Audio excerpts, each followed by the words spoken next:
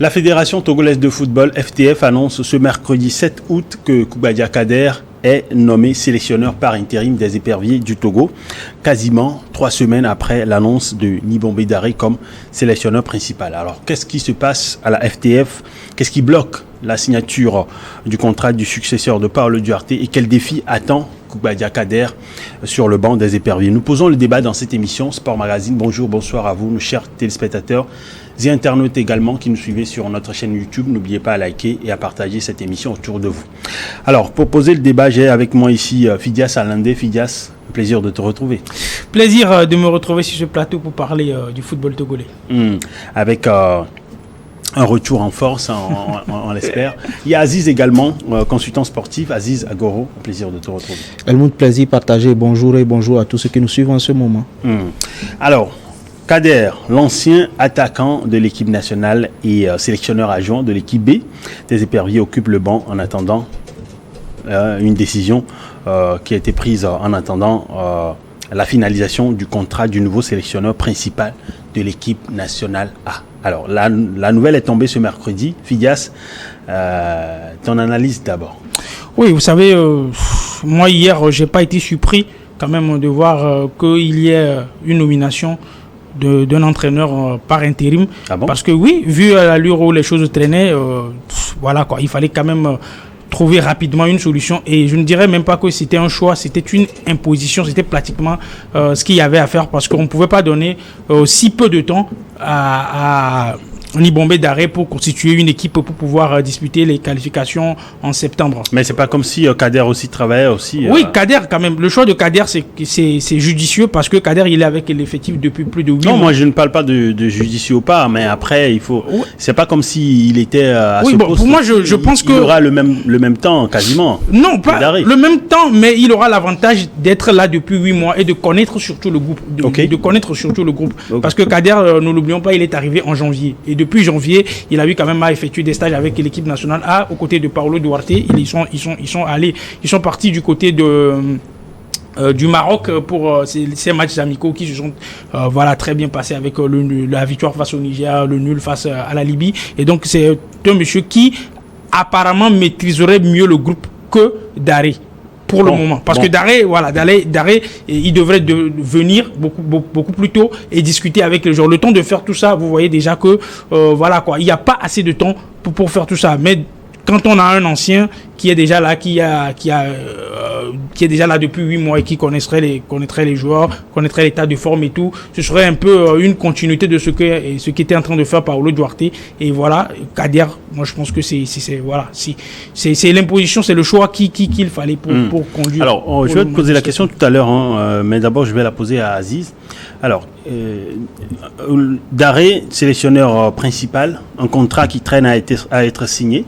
La fédération annonce avoir envoyé tout ce qu'il y a à faire au niveau du ministère et que le retour n'est pas encore là. Alors, quelle analyse tu fais de la situation, Aziz? Et vous venez de le dire, cette information-là nous vient principalement du secrétaire général de la Fédération togolaise de football, monsieur Hervé Tété Agboudan, qui a dit que le projet de contrat a été envoyé au ministère des Sports depuis le 27 juillet et que ce qui bloquerait ce contrat, c'est le déplacement, c'est le fait que le moment où le projet de contrat a été envoyé, cela a coïncidé avec le déplacement du ministre des Sports à la réunion des ministres. Et jusqu'à présent, on se rend compte qu'on est toujours au point de l'annonce officielle uniquement de Daré. Il n'y a pas toujours de contrat signé officiellement. Et il y a maintenant Kader qui sort de l'eau en tant que sélectionneur par intérim. Il y a beaucoup de personnes qui sont un peu confus. C'est vrai, ils ont raison peut-être de l'être, mais c'est une décision logique de la Fédération togolaise de football, d'autant plus que nous sommes aujourd'hui à 28 jours du match Togo-Libéria qui est prévu pour exactement le 6 septembre. D'accord. Et cette décision de la Fédération togolaise de football, en mon sens, a pour but de créer une certaine sérénité dans le nid des éperviers afin de pouvoir entamer de façon sereine cette campagne-là, puisqu'on se rappelle que nous venons de rater 3 CAN d'affilée et ce n'est pas du tout bon pour cette équipe-là. Mais à mon niveau particulièrement, la question que je me pose, c'est avec quel staff technique travaillera Koubadia Kader à ce jour? Est-ce qu'il va continuer, et puisque la sélection Faniol vient de lui être confiée, est-ce qu'il va travailler avec son staff technique de l'équipe nationale locale, ou bien il va mettre en place un staff technique intérimaire de façon précipitée pour pouvoir faire face à ces 2 matchs-là? La question reste posée. Et pour aller loin, je dirais, si jamais ce dernier, Kader Koubadia, arrive à faire des résultats, de très bons résultats, ou bien arrive à prendre le maximum de points sur les 2 prochains matchs, c'est-à-dire contre le Libéria et contre la Guinée équatoriale, que se passera-t-il? Donc, ce qui veut dire que... dit pour l'instant que il est intérimaire. Justement, ce qui veut dire que la veille de cette histoire-là, c'est pas demain. Ouais, bon, enfin, ça c'est clair. Tu fais bien de le dire. Fidias, il y a beaucoup qui pensent que on est mal parti pour pouvoir commencer les éliminatoires de la CAN 2025. Oui, si à ceux qui pensent qu'on est mal parti pour ces qualifications pour la Coupe d'Afrique des Nations, je pense que c'est plus que logique. Parce que quand vous voyez la configuration du groupe, le Togo, c'est le seul pays dans ce groupe-là qui, pour le moment, a ces problèmes de sélectionneurs. On ne sait pas qui va être, et du coup, on dit intérimaire. Vous prenez l'Algérie, à la sortie de la CAN, Belmadi out, un nouveau sélectionneur. Juan Micha, il est à la tête de la Guinée équatoriale depuis pas mal d'années, quart de finaliste en Coupe d'Afrique des Nations en 2021 du côté du Cameroun et ensuite 8e de finaliste du côté de la Côte d'Ivoire. C'est 2 équipes qui dégagent énormément de sérénité et qui sont plus que favoris devant les éperviers du Togo. Et nous qui ne sommes pas favoris, nous qui devions normalement avoir une préparation beaucoup plus sereine et avoir la tête sur les épaules. Nous avons les derniers résultats qui ne nous honorent pas du tout, voilà, Aziz le disait tantôt, on a raté 3 Coupes d'Afrique des Nations. J'étais même étonné de voir le Togo encore dans le chapeau 3. Moi je m'imaginais même que nous serons peut-être même dans le chapeau 4 et non le Libéria et non même le Libéria.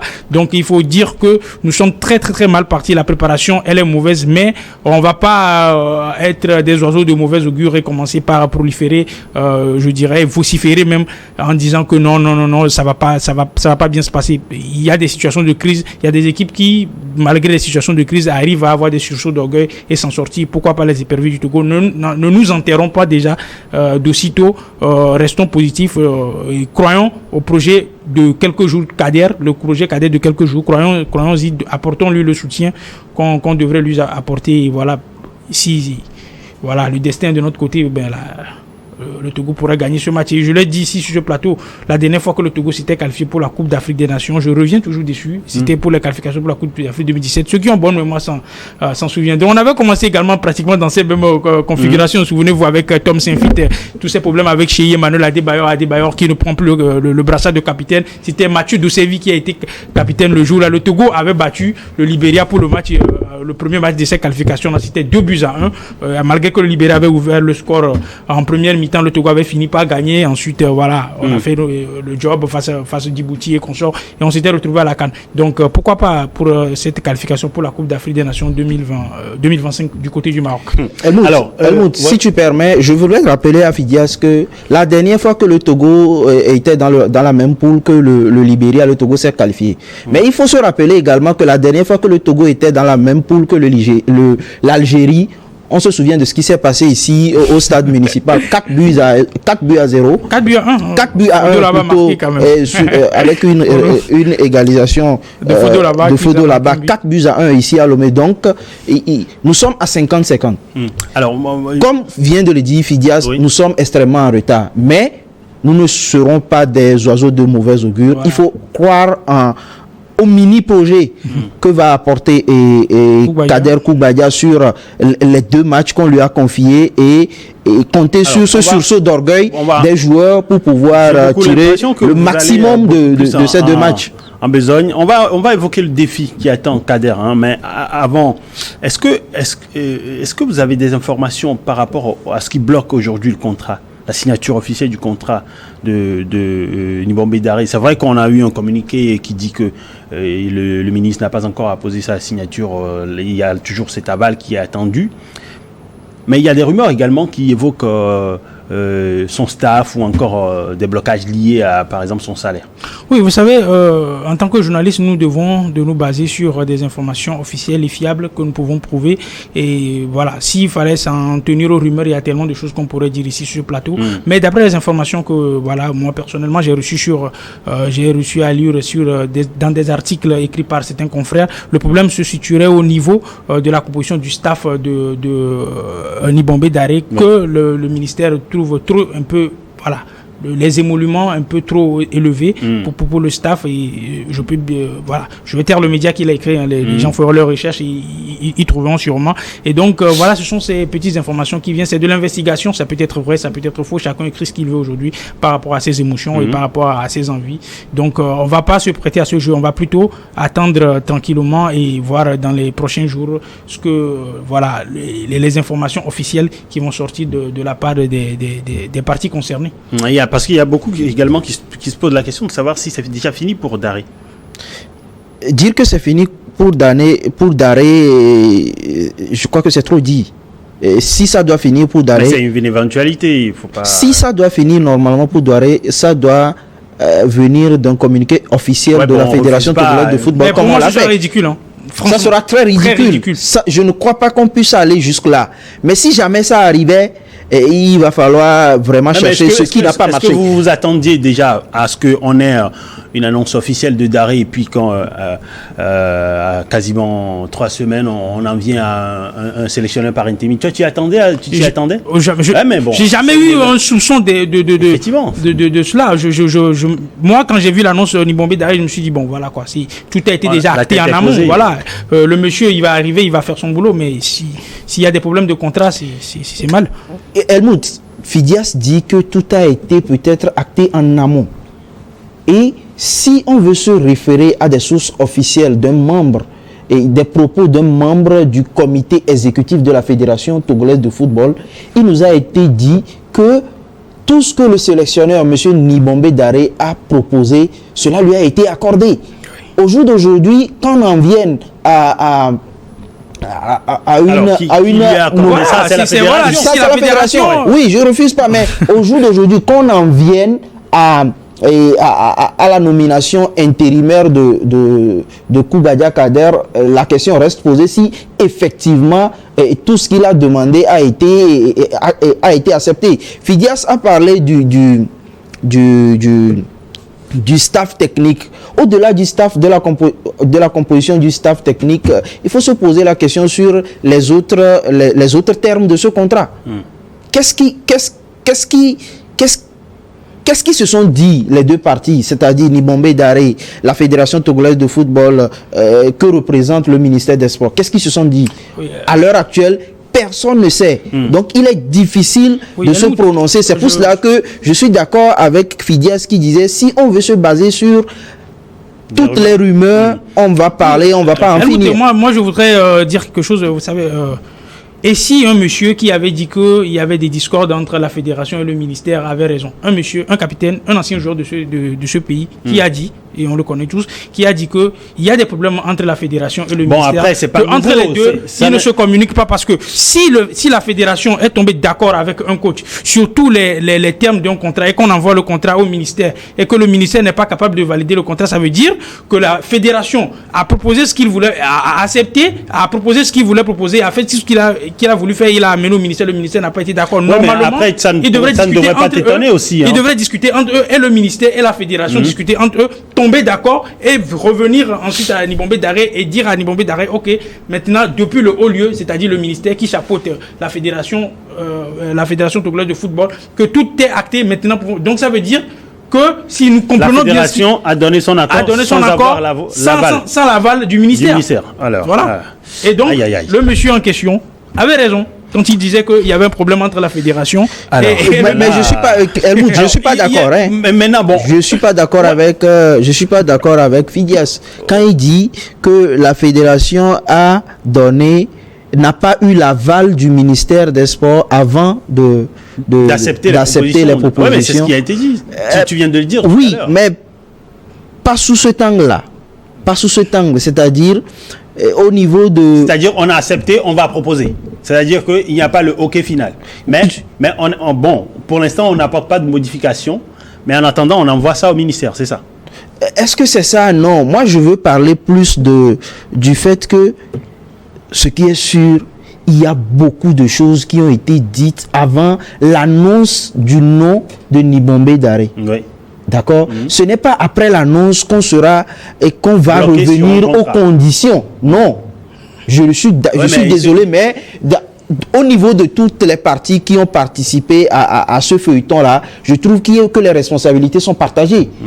Pour moi, Nibombe Daré pourrait demander aussi que, ok, avant de prononcer mon nom, donnez-moi le contrat, je le signe, le ministère contresigne avant que vous ne prononciez mon nom en tant que futur sélectionneur. Ou soit, il pourrait exiger une lettre d'engagement avant que le contrat ne vienne. Cette lettre d'engagement-là lui permettra de descendre à Lomé, de commencer par faire le regroupement, de commencer même par envoyer les convocations avant que le contrat proprement dit ne vienne.